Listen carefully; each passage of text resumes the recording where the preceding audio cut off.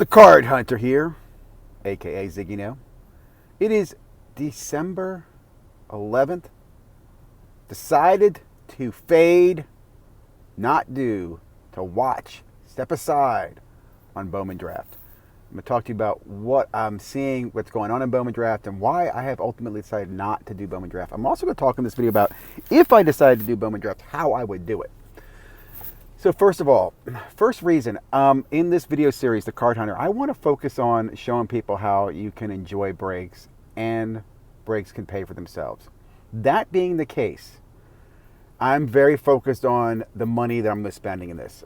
And this is going to put me outside my comfort zone. I normally like Bowman as a product to break because Bowman's something you can break and you don't have to get the value back right away. Now, there's an argument that you sell immediately for the highest comps, absolutely. But I like to break it. I like to grade it. I like to let it, ripen, age like a wine.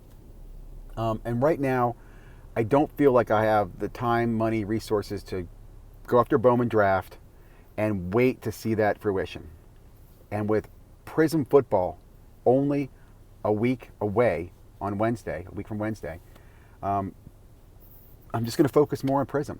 It's crazy too because I know football is the most risky of the hobbies to go after. It has the short-term value, short-term play, but I've got to focus on this. I'm going to focus on football right now going into 2024. So that is why I'm going to fade and not do Bowman Draft. It pains me, and I might end up sticking my toe in one or two drafts, which I should not do. I'm going to, one of my rules is that you stay focused. You don't just do a break here or there. That doesn't really get you in a good shape. You should have a strategy. It's like you don't go hunting in your backyard, but I'm going to look for a deer and go in your backyard, walk around, and try to shoot a deer.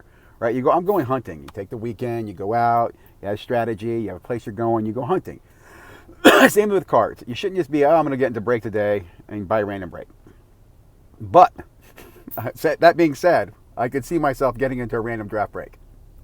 Let me talk through what my strategy would be. And let me also say this. A few things that I'm seeing in Bowman Draft. First of all, I'm super excited that price transparency has led to, I think, better pricing in the market. I really can't stress this enough. Seeing Breaker Comp post the cost of different breaks is really putting pressure, I think, on breakers to be better about their pricing. And those who are not transparent, i.e. Latent Sports Cards, who blocked Breaker Comp because they didn't want them sharing their break prices, that's a red flag to me. I think Fanatics should actually have a requirement that you need to publish your break prices in PYT should be listed. You don't have to keep them up there as you sell the spots, but people should know how much you're pricing a break at. That's so damn important in my opinion. Anyway, I love seeing that. I think there's some price competitiveness. I saw that one of the chase teams is obviously Washington because that's the Expos, people chasing Brady. I saw, I guess, some breaker SCN, I think it's Sports Card Nation or Sports Card Nonsense, had priced it at $30 for PYT. That's got to be a mistake. If not, it got a lot of attention. Other breakers were relatively around $200 to something for them in a jumbo 8-box case break. High end, I saw $300. And this is great because when I look at breaks off market, not on the Breaker Comp, I can see what they're pricing at, and it gives me a better sense as a person buying into breaks how much I'm spending for a break. And I'm looking for the best price. I'm not always going to get it. I will pay more if I have to. It's about availability. There are a lot of things going into picking a break, right? But if I know, for example, the average price of the Nats is $250, I don't want to pay $400 to a breaker and be like, gosh, oh, that was a mistake. You know what I'm saying? I want to be around the $250 mark. Okay, $300. Okay, maybe I get a great deal on $200, whatever it might be. But knowing that is great, and I've seen a lot of that transparency. Another thing I saw, which I'll give a quick shout out to, was Blez Breaks, doing a break at PSA facility where they're going to be offering 24-hour, $40 grading on hits or cards pulled from the Bowman Draft breaks.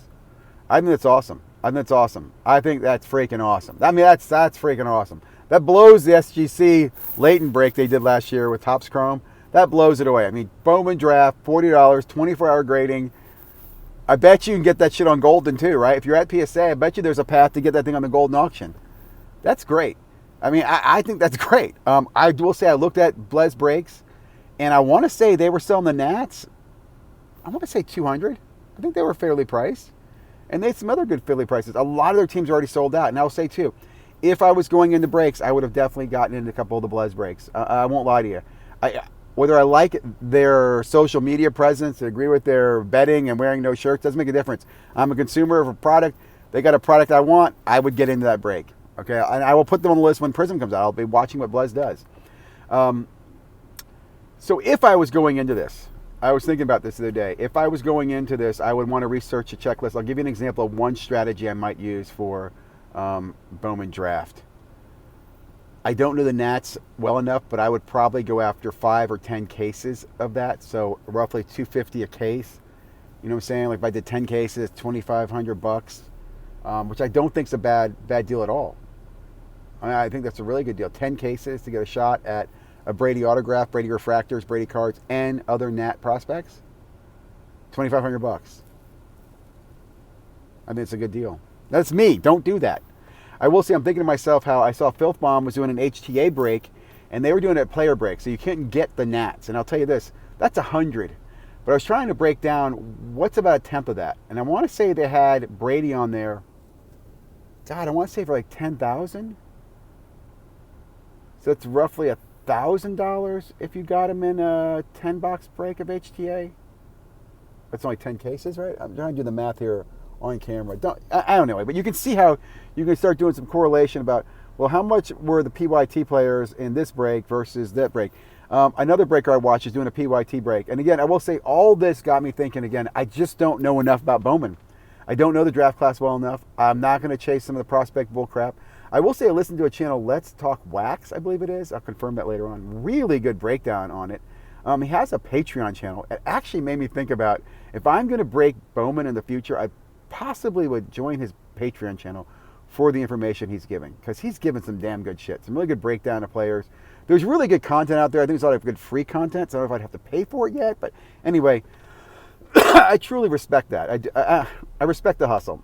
I wish the information was more affordable, but it is what it is. So again, if I was doing Bowman, that is what I would do. I would do probably 10 cases. Now I'd say too, it'd be foolish to focus on one team. I'd probably want to have a second team. So maybe I'd do 5 cases and 5 cases in another team. Have the Nats in them and the other team. There's 2 teams in the same 5 cases, PYT. I feel a sneeze coming up.